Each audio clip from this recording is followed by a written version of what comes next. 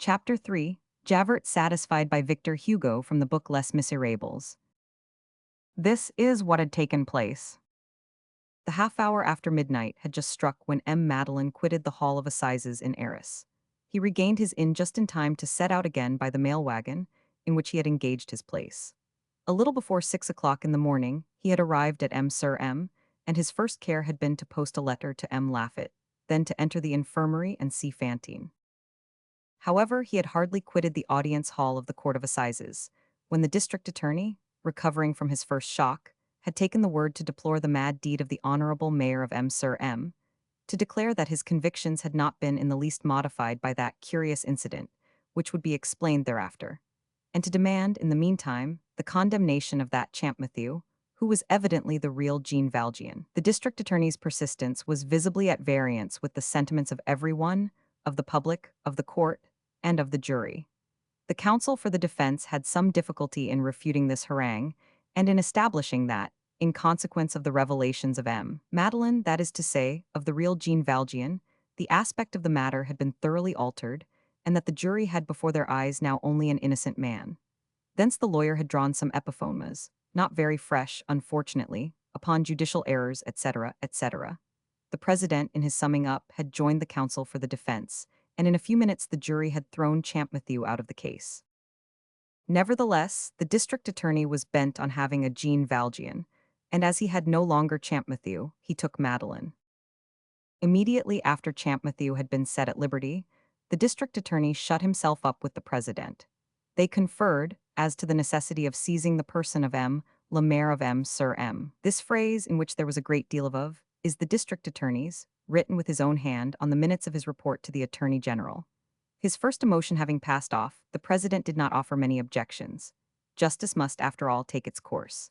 And then, when all was said, although the president was a kindly and a tolerably intelligent man, he was, at the same time, a devoted and almost an ardent royalist, and he had been shocked to hear the mayor of M.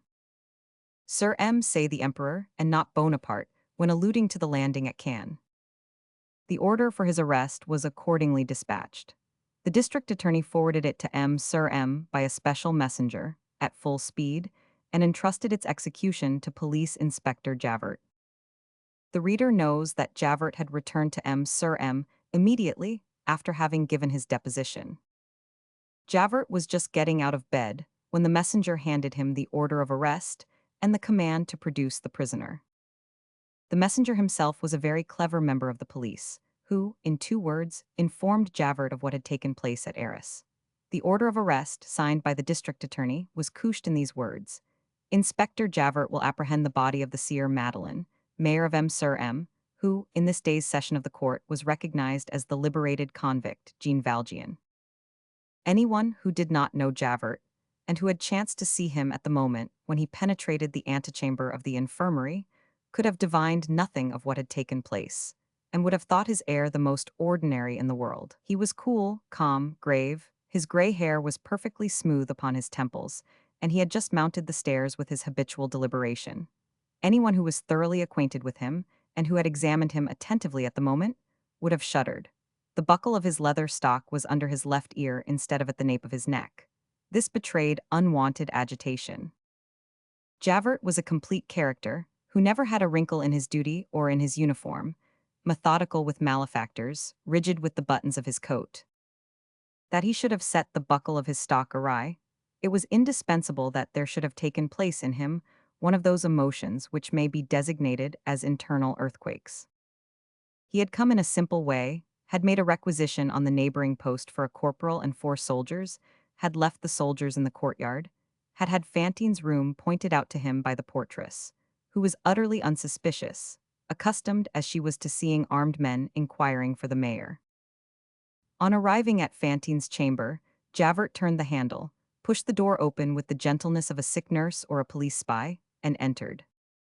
Properly speaking, he did not enter. He stood erect in the half-open door, his hat on his head and his left hand thrust into his coat, which was buttoned up to the chin. In the bend of his elbow, the leaden head of his enormous cane, which was hidden behind him, could be seen. Thus he remained for nearly a minute, without his presence being perceived. All at once Fantine raised her eyes, saw him, and made M. Madeleine turn round. The instant that Madeline's glance encountered Javert's glance, Javert, without stirring, without moving from his post, without approaching him, became terrible. No human sentiment can be as terrible as joy.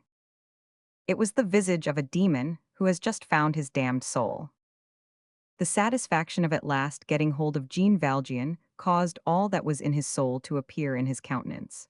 The depths having been stirred up, mounted to the surface. The humiliation of having, in some slight degree, lost the scent, and of having indulged, for a few moments, in an error with regard to Champmathieu, was effaced by pride at having so well and accurately divined in the first place, and of having for so long cherished a just instinct.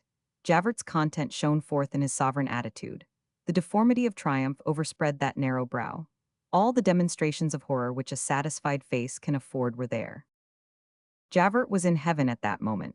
Without putting the thing clearly to himself, but with a confused intuition of the necessity of his presence and of his success, he, Javert, personified justice, light, and truth in their celestial function of crushing out evil. Behind him and around him, at an infinite distance, he had authority, reason, the case judged, the legal conscience, the public prosecution, all the stars.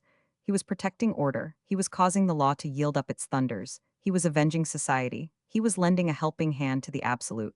He was standing erect in the midst of a glory.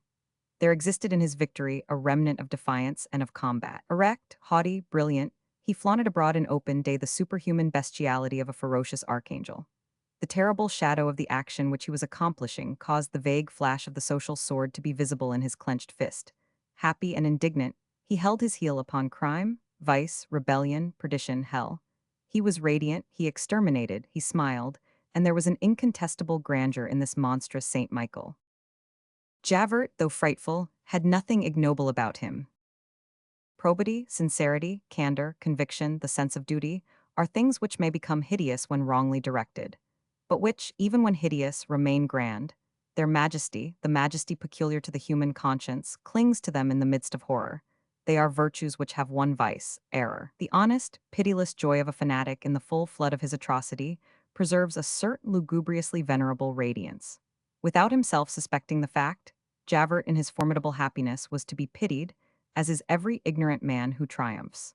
Nothing could be so poignant and so terrible as this face, wherein was displayed all that may be designated as the evil of the good.